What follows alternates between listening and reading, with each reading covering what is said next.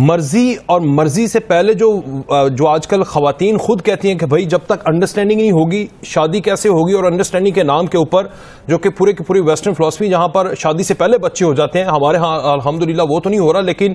حرکات تو ہو رہی ہیں. ساحل صاحب واٹس یور ٹیک سر، یہ انڈرسٹینڈنگ کیا ہے، یا اس سے پہلے آپ رشتہ ازدواج کے اوپر ذرا روشنی ڈال دیں.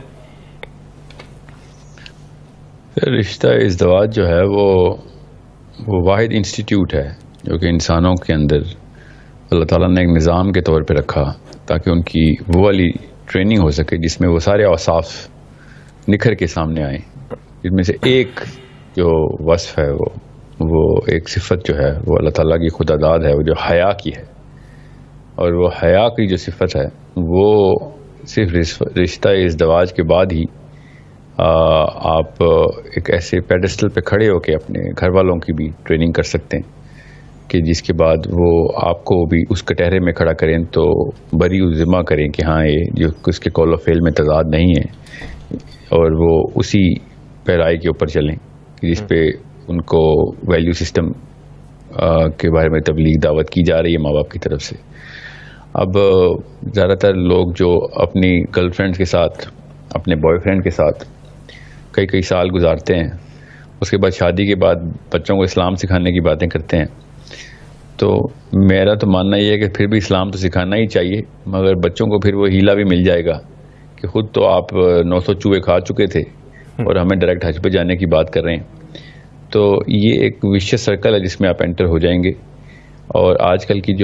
کیا آئندہ جتنی بھی نسلیں آئیں گی وہ اتنی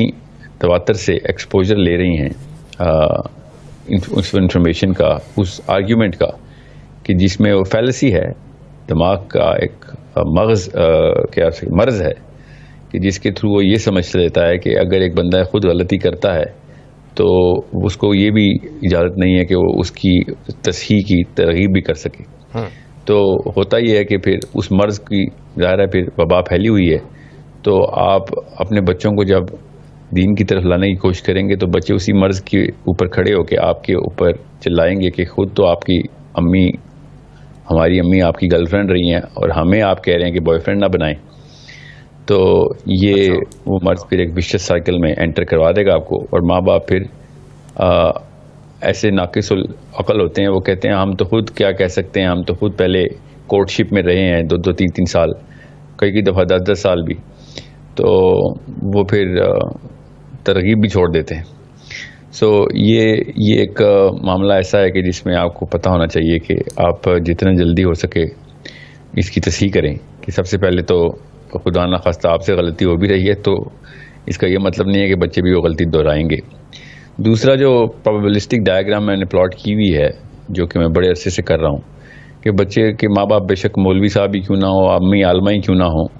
اب اس کی probability to go towards this courtship بڑھے گی، کم نہیں ہوگی، بیکاز ہم نے جس لیول کا ایکسپوجر،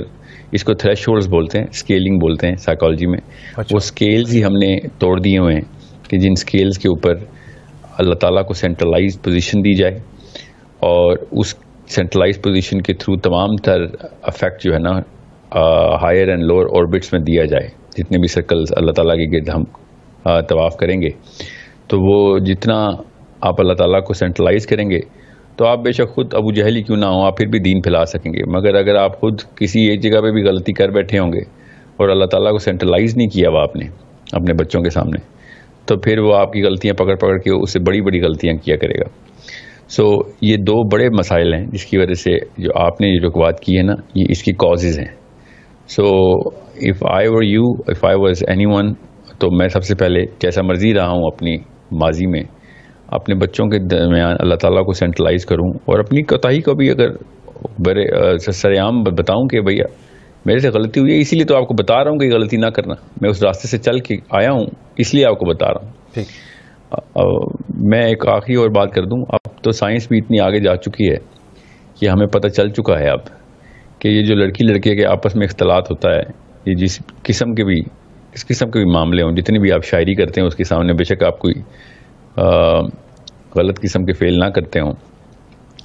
آپ کی جو کیمسٹری کے اندر جو بیسک ہارمون ہے اس تحریک کا کہ جس کی بنا کے اوپر آپ اچیومنٹ چاہ رہے ہوتے ہیں. کانکویسٹ کہتے ہیں اس کو, لڑکی لڑکے کے اوپر, لڑکا لڑکی کے اوپر کانکویسٹ چاہ رہا ہوتا ہے. اچھا, وہ اگر شادی سے پہلے ہی آپ نے اچیو کر لیا ہے تو آپ کی شادی کے تباہ ہونے کے کافی سارے آپ نے انتظامات پہلے سے ہی کر لیے ہوئے ہیں. اچھا, شادی کے بعد آپ کو وہ ہارمون دوبارہ سے وہ والی سیٹسفیکشن دے ہی نہیں سکتا. وہ لڑکی جس ہارمون کو ریپرزینٹ کر رہی تھی نا,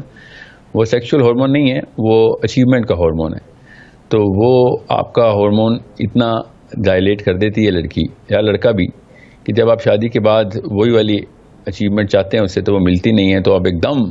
بورڈم کا شکار ہو جاتے ہیں اپنی بیوی سے, کیونکہ اب وہ والی گرل فرینڈ تو آپ کو مل گئی نا جو آپ کو ملنی تھی. تو اس کے بعد ہوتا یہ ہے کہ جس بندے کی بھی پہلے سے گرل فرینڈز ہوتی ہیں وہ جب شادی کرتا ہے تو ایک بیوی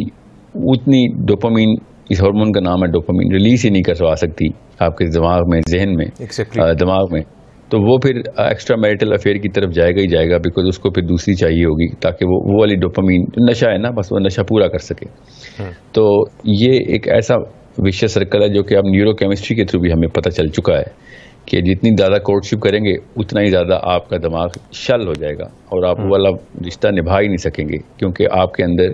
وہ جو رحم اللہ تعالیٰ نے کہا نا, ہم نے میاں اور بیوی کے بیچ میں ایک دوسرے کے لیے رحم رکھ دیا, تو وہ والا معاملہ اب آپ کا سیٹسفیکشن کے تھریش ہولڈس کو اچیو ہی نہیں کرے گا. تو یہ اتنا بڑا مسئلہ ہو جائے گا کہ آپ پھر شادی کے بعد طلاق ہی کی بہانے ڈھونڈا کریں گے, کیونکہ طلاق تو مجبوراً لینی پڑے گی لڑکی کو یا لڑکے کو, کیونکہ آپ وہ سیٹسفیکشن دے ہی نہیں رہی, اب وہ تحریک ہو ہی نہیں رہی اس دماغ میں کہ جو روز میں اپنی بیوی کے ساتھ یا شوہر کے ساتھ اس رشتے کو آگے سے آگے کی طرف لے کے جاؤں, کیونکہ میں تو اتنا ہی ہوں, میرے طرف سے آنے والی ڈوپامین اتنی ہی ہے جتنی پہلے تھی. اب مگر تیرا سینٹر ہی ڈائلیٹ ہو گیا ہے, اس کو زیادہ چاہیے, تو پھر تو یہی آپ دیکھ رہے ہیں. آپ سائیکالوجسٹ کے پاس جو میریٹل کاؤنسلنگ کے پیشنٹس آتے ہیں, یہ گورے اورینٹیڈ ویسٹرن اورینٹیڈ سائیکالوجسٹ کے پاس, وہ ان کو پھر پریٹینشن کی تھراپی دیتے ہیں کہ تم پریٹینڈ کرو کہ یہ کوئی اور لڑکی ہے, تم پریٹینڈ کرو کہ یہ کوئی اور لڑکا ہے, اور اس طریقے سے وہ ڈوپامین کو بیلنس کر رہے ہوتے ہیں. اچھا, تو یہ معاملہ بہت ہی ڈیپ لیول پہ چلا جاتا ہے اگر آپ اس کی ہارمونل تھراپی کو ریورس انجینئر کر کے دیکھیں تو ہر اینگل سے دیکھیں تو یہ کورٹشپ جو ہے نا, یہ ایک شدت کی بیماری ہے جو کہ آپ کے اس ڈومیسٹک ہاؤس ہولڈ, اس انسٹیٹیوٹ کو توڑ دے گی. اور یہ ٹوٹ گیا ایک دفعہ تو نبی اسلام نے کہا اگر حیا چلی گئی تو پھر جو مرضی کرو, آپ پھر حیوانیت ہی باہر آئے گی.